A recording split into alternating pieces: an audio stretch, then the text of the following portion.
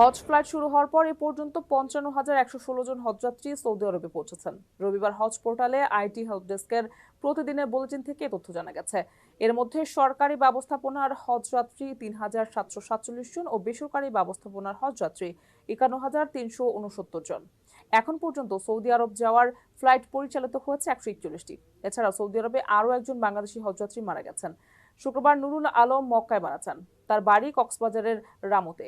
এ নিয়ে সৌদি আরবে বাংলাদেশের ৯ জন হজযাত্রী মারা গেলেন। চাঁদ দেখা সাপেক্ষে আগামী ১৬ জুন এবারের হজ অনুষ্ঠিত হবে। হজযাত্রীদের সৌদি আরবে যাওয়ার প্রথম ফ্লাইট গত ৯ মে শুরু হয়।